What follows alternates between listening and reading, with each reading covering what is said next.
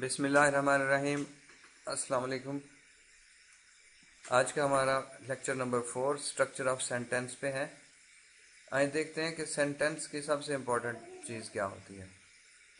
किसी भी सेंटेंस को बनाने के लिए सबसे अहम जो एलिमेंट है वो है वर्ब, और ये इतना इम्पोर्टेंट है कि इवन सिंगल वर्ड भी सेंटेंस बना देता है। जैसे ये एग्जांपल्स देखें, रन, स्टॉप। रन का मतलब दौड़ो, स्टॉप रुक जाओ।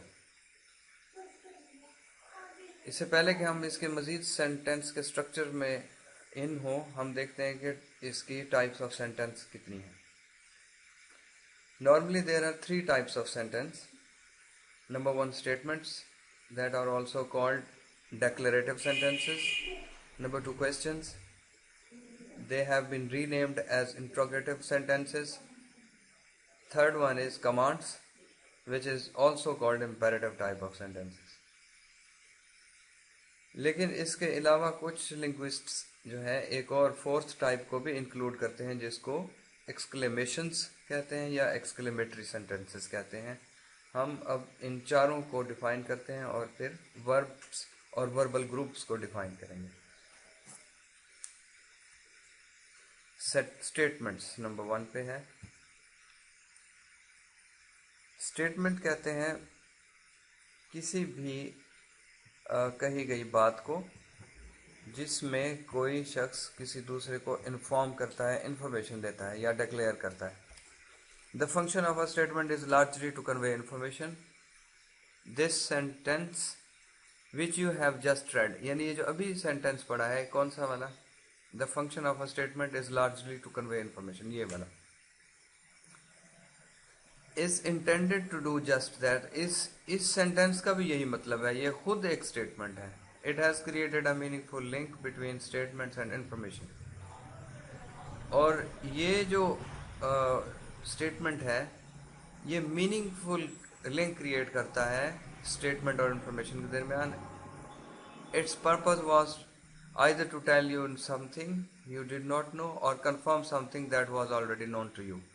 यानी जो अभी हमने सेंटेंस पढ़ा, इसका मकसद ये था कि या तो आपको नई इन्फॉर्मेशन बताई जाए, नई बात बताई जाए, या फिर कंफर्म किया जाए जो आप पहले से जानते हैं। The fact that the information may not necessarily be new does not mean that it ceases to be information.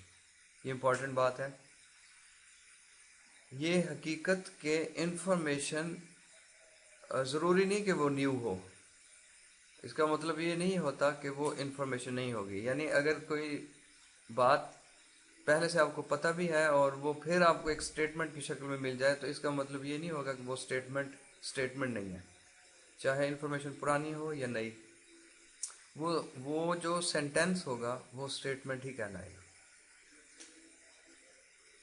This of course, in speech we make a statement in the expectation that someone else will listen to it. This of course does not rule out those odd occasions that when we speak to ourselves. Examples इसकी देख लें। ये हमारी अपने आप से conversation है। I want to be a good writer, ये भी एक स्टेटमेंट है।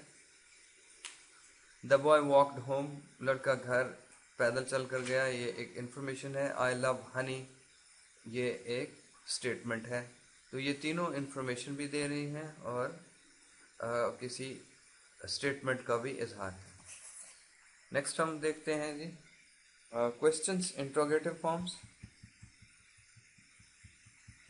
A question is usually the sort of sentence that expects some kind of response. यानी क्वेश्चन एक ऐसा सेंटेंस का हिस्सा होता है, किस्म है, जिसमें रिस्पॉन्स की तवक्को की जाती है। A true question expresses a lack of information.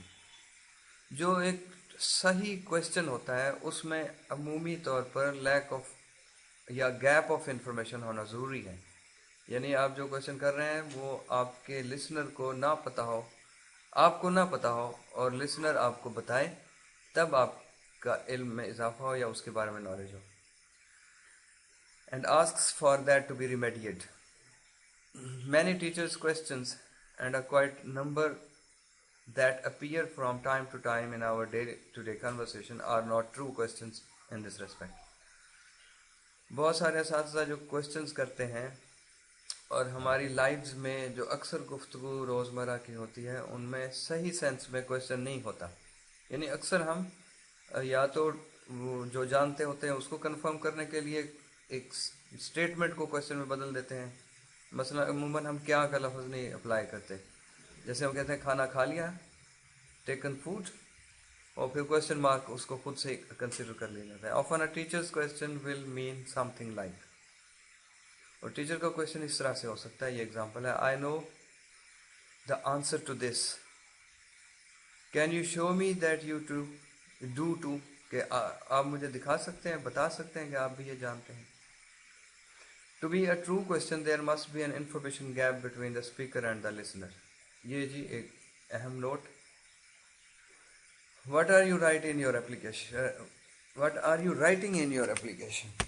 ये इसमें थोड़ी सी चेंजिंग करनी है, सेंटेंस में थोड़ी सी मिसिंग. अच्छा, do you know what the weather will be tomorrow? How long did he stay here in this house? ये जी 3 इसकी एग्जाम्पल्स थी इंट्रोगेटिव या सवालिया जुमलों की, क्वेश्चंस की. थर्ड पे है कमांड्स या इम्पेरेटिव सेंटेंसेस. कमांड से ऐसे लगता है जैसे मिलिट्री स्टाइल कमांड हो, फौजियों का जैसे हुक्म होता है वैसा. देखते हैं ये यही मीनिंग है या कोई और है लैंग्वेज में. The purpose of command is to get someone to do something. Command का मकसद ये है कि आप किसी को कहें वो आपका कोई काम कर दे. The term command is itself a little confusing and misleading since it suggests that every command has to have the characteristics of military style order. यानी कमांड से लगता है कि मिलिट्री की तरह का फौजी ऑर्डर दे रहा हो जिसको ओबे करना लाजमी है. The term in fact covers a wide range of expressions from the very polite to the downright rude. अब असल बात यह है कि ये कमांड इसकी कंटिन्यूम है, एक पूरी रेंज है. यानी ये पूरी पोलाइटनेस, इंतहाई पोलाइट से लेकर इंतहा के डाउन राइट रूड स्टेटमेंट भी, रूड बात भी कमांड हो सकती है. It certainly includes what we would normally refer to as requests and invitations. यानी इसमें रिक्वेस्ट्स भी शामिल हैं और इन्विटेशंस भी शामिल हैं. Because of their nature language to get things done. किन की नेचर? कमांड्स की नेचर. इनकी नोयत के वजह से, कौन सी नोयत है? कि लैंग्वेज को इस्तेमाल करना कि काम करवाया जाए, language to get things done. It is hardly surprising that our own writing contains fewer commands than other sentence types. अक्सर जो होता है हमारी जो तहरीरें हैं उसमें बहुत कम कमांड्स होती हैं दूसरी सेंटेंस टाइप्स के मुकाबले. I hope most of the students at this stage have come across military style commands. ये मेरा व्यू है. मुझे लगता है कि आज तक जो बच्चों ने पढ़ा वो मिलिट्री स्टाइल कमांड समझते रहे इसको, and which are few and far between in our daily conversation. और हमारी रोज़मर्रा की ज़िंदगी में इस तरह की कन्वर्सेशन बहुत कम होती है कि सख्त ऑर्डर्स पास कर लिए जाए. ये एग्जाम्पल देखिए. Sit down at once. Drop round for coffee later. Please say that again. Fire. Stand still. Wait just a moment, please. Please be reasonable. Take another piece of cake. Do have another cup of tea. Shut up. Pass that salt there. ये 11 examples हैं. इसमें activity आपको दी गई है. Activity का मतलब ये आपकी असाइनमेंट है, या आप यूँ समझ लें कि ये आपका एक चेक करना है अपने आप को क्या काम करना है. इन 11 को क्लासीफाई करना है आपने कि कौन से ऑर्डर्स हैं मिलिट्री स्टाइल, कौन सी रिक्वेस्ट्स हैं, कौन सी इन्विटेशन हैं. यानी इन सब के सामने आप प्रिंट निकाल के लिख दीजिएगा. Just write what they come along, what they are alongside them, and add a cross if you think they are impolite. अगर आपको impolite लगे कोई कमांड तो उसको क्रॉस उसके सामने लगाएंगे आप। नेक्स्ट हम देखते हैं कमांड की एक और टाइप हमसे मिस हो रही है। Another type of command is an instruction.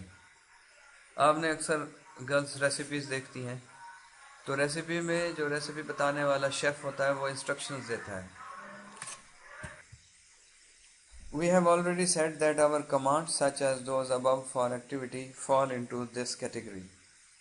कुछ कमांड्स ऐसी हैं जो हम इस कैटेगरी में फॉल करती हैं, इंस्ट्रक्शंस की कैटेगरी में।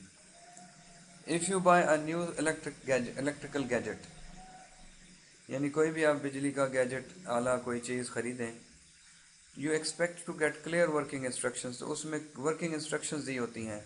वॉशिंग मशीन है या ओवन है, जो भी है, इसके साथ इंस्ट्रक्शंस होती हैं, टेलीविज़न है।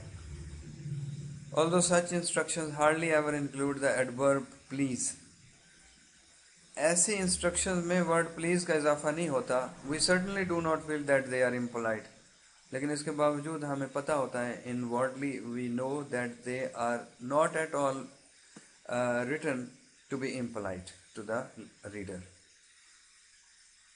नेक्स्ट है जी फोर्थ वन, एक्सक्लेमेशन, जिसका हमने पहले बताया कि एक्सक्लेमेशंस भी हैं इसमें। एक्सक्लेमेशंस जिसको उर्दू में आप इस्तेजाबिया या हैरत के या इस तरह के जुमले पढ़ चुके हैं। An exclamation is used primarily for expressing the speaker's own feelings in right feelings. ये किसी स्पीकर की अपनी फीलिंग्स का इजहार है। Writing it usually ends with an exclamation mark. तहरीर में ये exclamation mark पे एंड होता and thus appears to overlap with certain commands, और बाज़ औक़ात कुछ कमांड्स के साथ ओवरलैपिंग होती है, यानी बाज़ औक़ात कमांड्स भी एक्सक्लेमेशन ही लगती हैं। And frequently begins with the question words what and how, और अक्सर औक़ात व्हाट और हाउ से स्टार्ट होती हैं, यानी ये क्वेश्चन वर्ड से स्टार्ट होती हैं लेकिन होती नहीं है question. Here are a few examples. What a mess you have made. How selfish he is. What a fool. Notice that the third example is not truly a sentence at all. अगर तीसरी example देखें तो ये एक सही sense में जुमला नहीं है, सेंटेंस नहीं है। Do you know why? But we can assume that an ending such as he is understood, यानी एंडिंग जो है ना इसके साथ he is लगना था, what a fool he is, तो वो हम समझते हैं, हमें पता है कि ये अंडरस्टूड बात है कि he is लगेगा, वो उसने मिस कर लिया इसको जानबूझ के। When such exclamations are just phrases, they are not that like interjections. तो ये इंटरजेक्शंस की तरह की नहीं होती, ये आप ये बात नोट कीजिएगा। यहाँ तक हमारा सेंटेंस टाइप का पोर्शन ख़त्म होता है। अब इसी से रिलेटेड है वर्ब्स और वर्बल ग्रुप्स, क्योंकि हर जगह पे हम देखते हैं कि डिफरेंट वर्ब्स और वर्बल ग्रुप्स यूज़ हुए। ज़रा इन एग्जांपल को देखें वर्ब्स एंड वर्बल ग्रुप्स की। सब्जेक्ट वर्ब ऑब्जेक्ट के सेपरेट कॉलम बनाए गए हैं और इसमें सेंटेंसेस लिखे गए हैं टोटल 5। नंबर 1 है जी Shakil read the book. Shakil has read the book. Shakil should have read the book. Shakil might have been reading the book. Shakil didn't read the book. ये 5 सेंटेंसेस हैं। वर्ब सब्जेक्ट और ऑब्जेक्ट तो change बिल्कुल नहीं हुए, verb जो है ना इसमें चेंजिंग नजर आ रही है हमें। All of these sentences consist of only 3 structures. ये पांचों सेंटेंसेस जो हैं इसमें कितने हैं? 3 स्ट्रक्चर्स हैं। इन पांचों सेंटेंसेस में 3 स्ट्रक्चर्स बताए गए हैं। But we see that verb structures vary quite a lot from sentence to sentence. लेकिन हमें पता है कि ये वेरी कर रहे हैं, वेरी मीन्स चेंज हो रहे हैं, सेंटेंस टू सेंटेंस चेंज हो रहा है।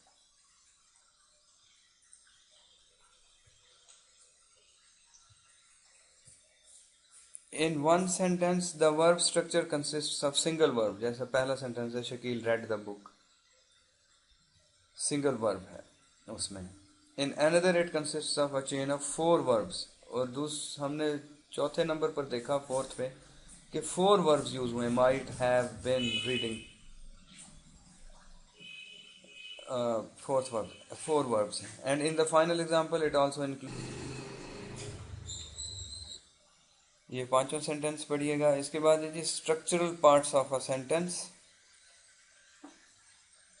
The main structural parts of sentence are subject, verb, object and adverbial.